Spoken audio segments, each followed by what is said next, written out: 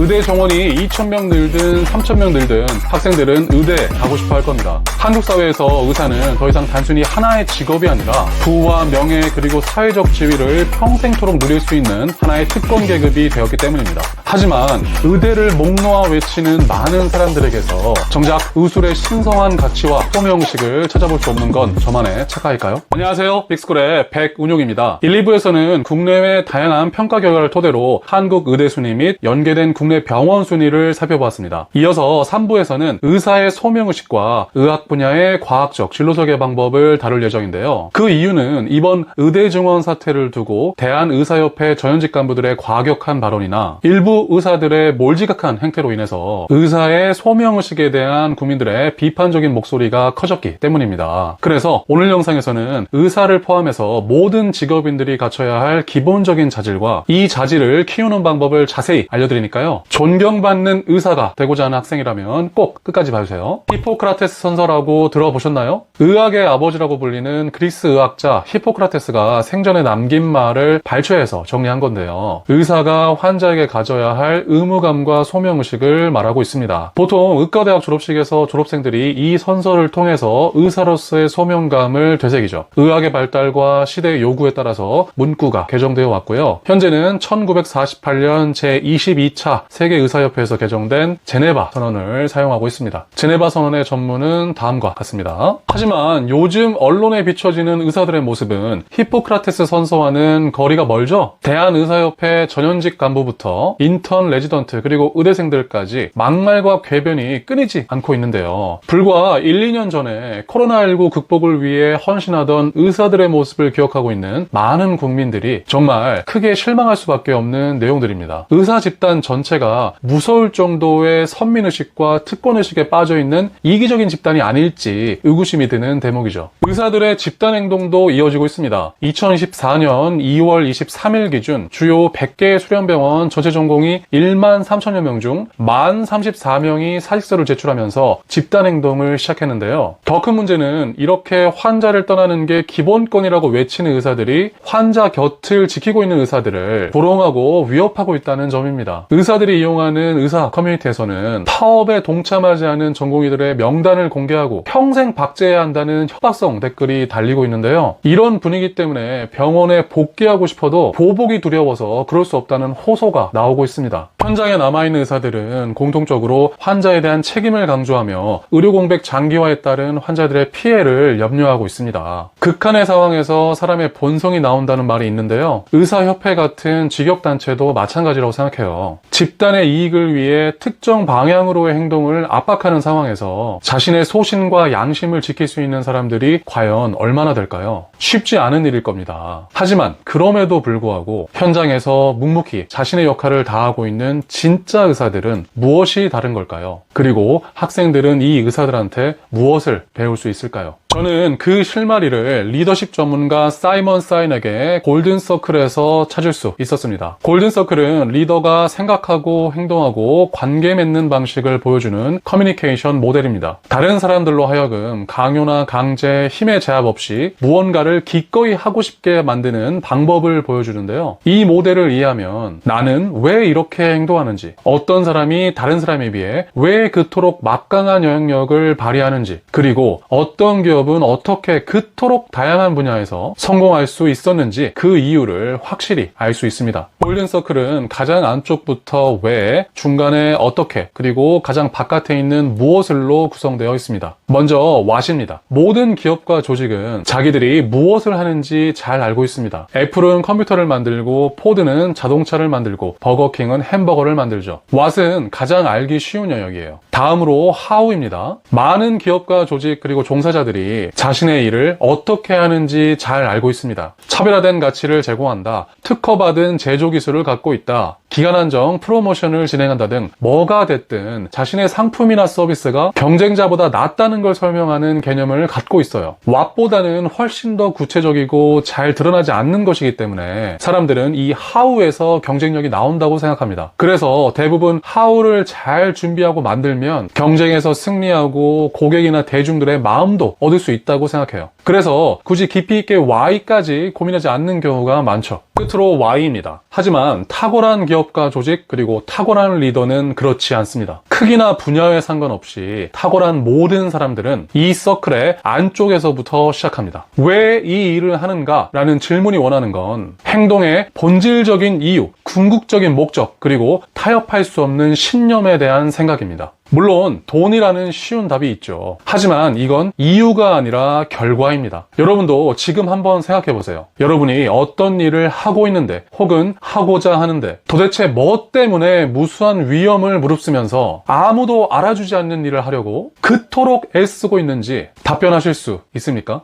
사이먼은 탁월한 기업의 대표적인 사례로 애플을 자주 언급합니다. 애플의 마케팅 전략이 골든서클의 원리를 상당 부분 입증한다고 생각하기 때문인데요. 만약 애플이 다른 모든 평범한 회사들과 비슷하다면 마케팅 카피는 다음과 같을 겁니다. 무엇을로 시작해서 경쟁사와 무엇이 다르고 어떻게 더 잘하는지 설명한 다음 고객의 선택을 요구하는 방식입니다. 골든서클의 바깥에서 시작해서 안쪽으로 들어가는 방식이죠. 나쁘진 않지만 끌리진 않습니다. 하지만 애플의 커뮤니케이션 방식은 다릅니다. 제품과 전혀 상관없는 왜, 즉 대의명분과 신념 그리고 목적으로 문장을 시작합니다. 놀랍게도 제품은 애플이 추구하는 본질이 아니에요. 제품은 애플이 신념에 따라서 생각하고 행동한 결과이자 증거일 뿐입니다. 애플의 제품을 구매한다는 건 곧 애플의 신념에 동의한다는 뜻이고 이러한 신념을 드러내는 행위가 됩니다. 그래서 아무리 다른 기업들이 what과 how를 모방한다고 해도 애플의 시장 지배력을 결코 따라잡을 수가 없는 거예요. 사람들은 무엇을과 어떻게를 구매하는 게 아니라 why를, 왜를 구매하니까요.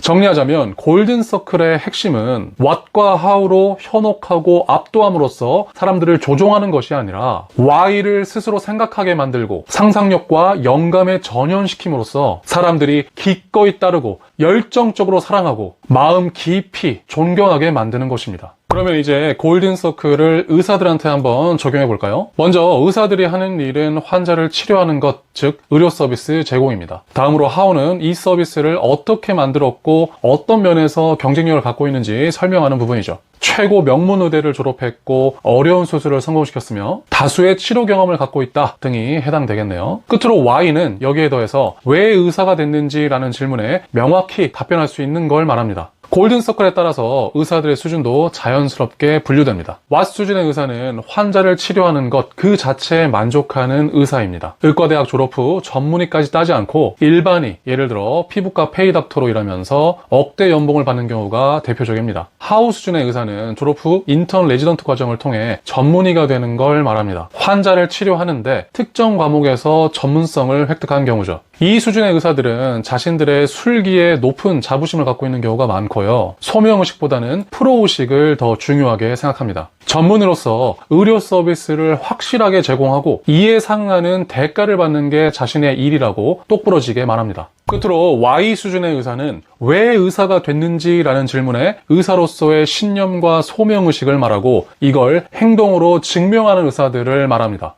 Y는 골든서클의 가장 안쪽에 자리하고 있기 때문에 여기에 도달하려면 what과 how를 반드시 거쳐야 합니다. 이 말은 이들이 뜬구름 잡는 이상만을 추구하는 사람이 아니라는 뜻입니다. 전문가로서의 프로의식에 더해 의사로서의 소명의식까지 갖고 계신 분들이죠. 하지만 what과 how 수준의 의사들과 다른 점은 이들이 결코 what과 how를 추구하지 않았다는 점입니다. 애플의 컴퓨터가 애플의 본질이 아닌 것처럼 이들 Y 수준의 의사들 또한 자신의 신념에 따라 생각하고 행동한 결과 자연스럽게 what과 how 수준을 뛰어넘게 된 것이죠. 이렇게 봤을 때 상대적으로 낮은 임금과 고강도의 장시간 노동 그리고 의료소송의 위험에도 불구하고 필수 의료과에 종사하시는 분들이나 의사 집단 행동과 이에 따른 거센 압박에도 불구하고 환자 곁에 끝까지 남아 계신 분들을 Y 수준의 의사라고 볼 수 있지 않을까요? 그렇다면 여러분들은 어떤 의사에게 자기 자식과 가족을 맡기실 건가요? 그리고 의사가 되고 싶다면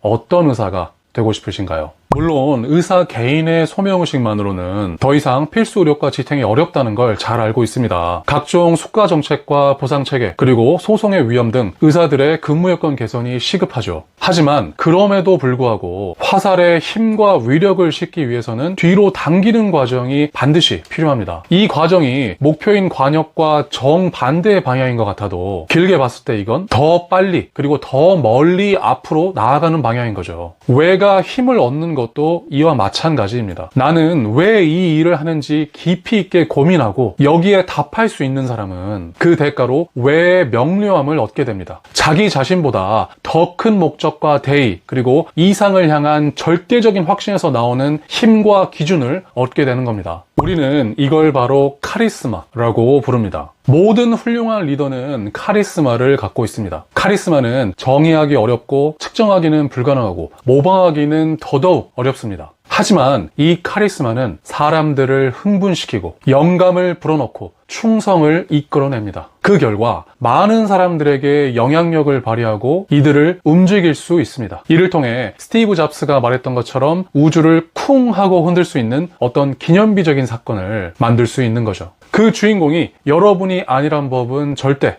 없습니다. 골든서클의 Y부터 시작해보세요. 그동안 내 인생에서 중요한 뭔가가 빠진 것만 같은 그 허전함과 애매함이 명료함과 충만함으로 바뀔 겁니다. 전체 강의 내용을 빠르게 요약해볼까요? 먼저 최근 의대 정원 사태에서 드러난 의사들의 부적절한 언행과 집단 행동을 소개하고 의사들에게 지금 필요한 건 선민의식과 특권의식이 아니라 소명의식임을 지적했습니다. 다음으로 사이먼 사이넥의 커뮤니케이션 모델인 골든서클과 애플의 사례를 소개하고 탁월한 기업과 조직, 리더의 막강한 영향력이 왜의 명료함에서 나온다고 설명했습니다. 끝으로 골든서클을 의사에게 적용하여 의사의 수준을 what, how, Y 수준으로 구분하고 의사뿐만 아니라 모든 직업인들이 Y에서 일을 시작할 때 각자의 삶 속에서 우주를 쿵 하고 흔들 수 있는 획기적인 사건을 만들 수 있다고 강조했습니다. 의사의 소명의식을 다룬 오늘 영상 어떠셨나요? 의사들도 다른 직업과 마찬가지로 정당하게 일하고 돈을 벌 뿐인데 왜 의사들만 못 잡아먹어서 안달이냐 라고 생각하시는 분들도 있을 것 같아요. 제가 대학에 입학하는 제자들한테 꼭 해주는 말이 있는데요. 어떤 사람한테